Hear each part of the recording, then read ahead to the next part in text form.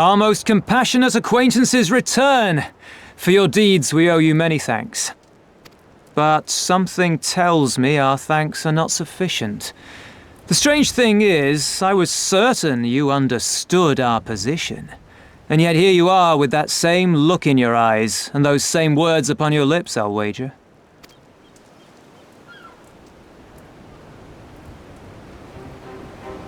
I speak only the truth.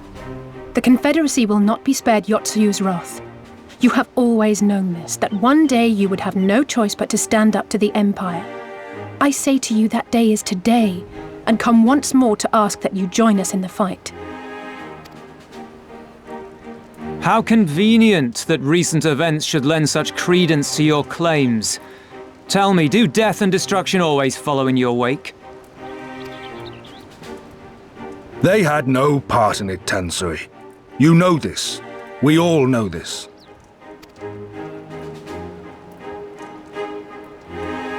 They came and took our Doman brothers. They will torture them for her sport. Murder them for her satisfaction. So we attack and get butchered for our trouble, or do naught and let them have their pound of flesh.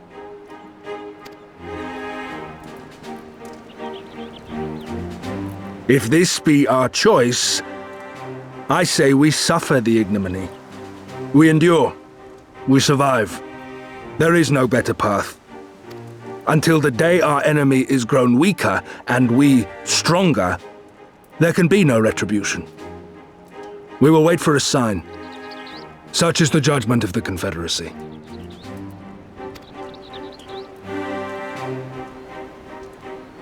So that's it then?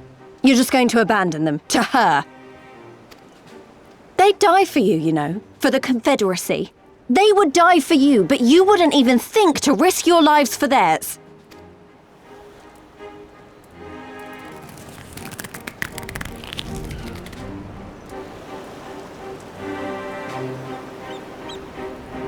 I have one last idea, if you will allow.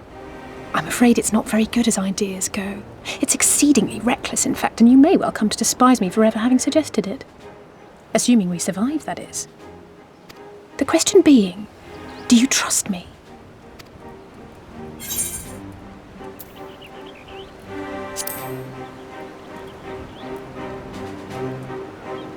We can't stand by and let innocent people suffer, here or anywhere else. I'll do whatever it takes. Then let us roll the dice.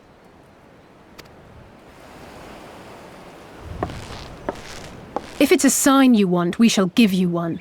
One rousing enough to make you drive every Garlean out of Isari without a second thought. You are wary of invoking the ire of the Imperial forces stationed in Doma, correct? Know then that once we have rescued our comrade and freed Isari, we mean to liberate the nation as a whole. You will doubtless require assurances that we are capable of achieving this, and that is only fair.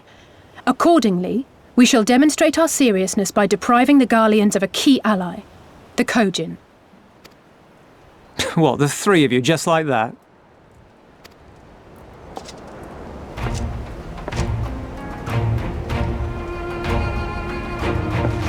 Actually, my esteemed colleague here will attend to it on her own. But the how of it is not your concern, only the outcome. If we succeed, you help us liberate Isari. If we fail, you lose nothing. A simple enough wager, if you have the stones for it.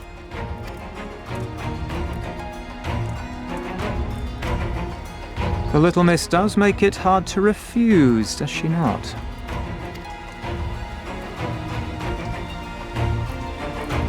Words are air. We will weigh you by your deeds.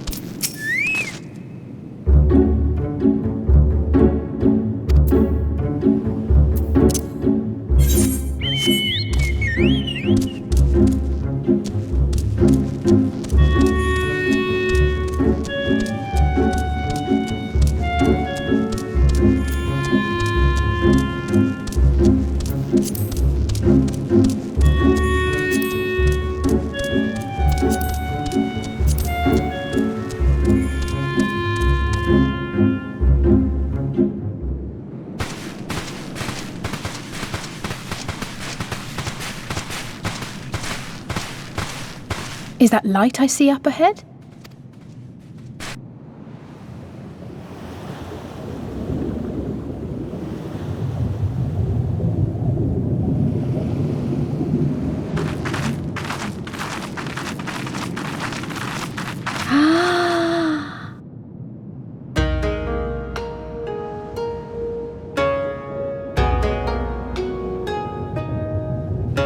We appear to be standing inside a giant bubble. By the 12, I think we're on the seabed.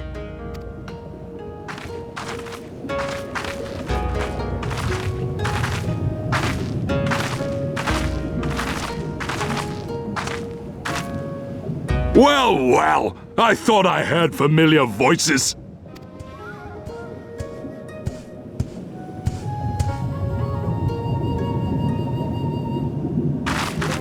Soroban, what are you doing here? What a curious question. I live here. Then this is the home of the Blue Kojin. Just so. I bid you welcome to Tamamizu.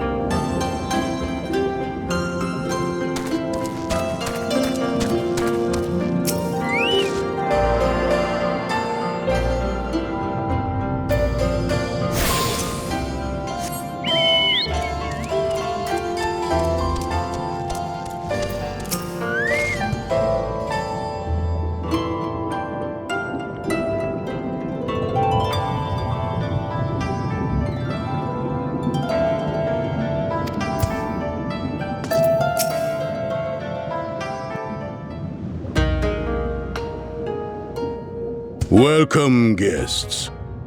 Gratitude to you for aiding Soroban in his negotiations. We thank you for your hospitality, honoured elder. Pray forgive me my brevity, but I wish to discuss an urgent matter.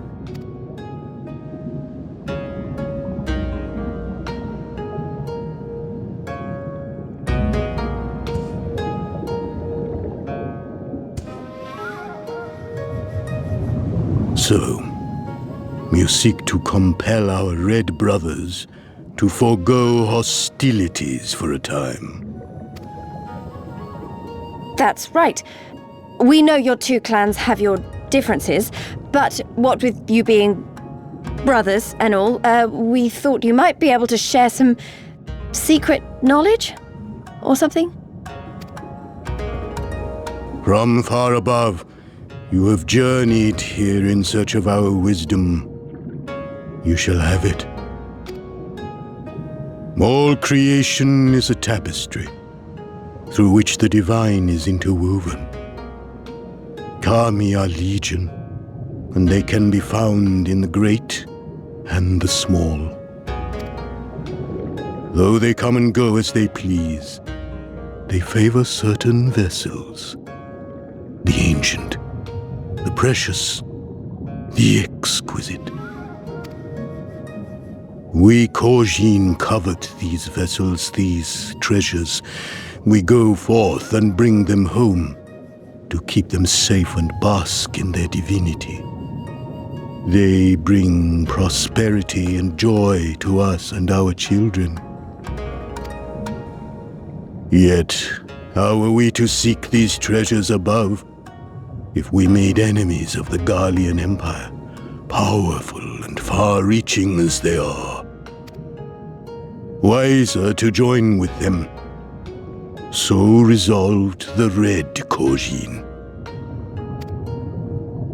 Cautiously and carefully, for the Garleans are blind to the divine, nor will they suffer their subjects to see. So the Red masquerade as mercenaries who seek money and power and never speak of their faith in the presence of their masters. To honor the divine, they deny it.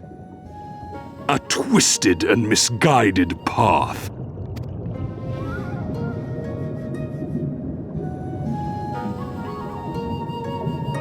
Aye, aye.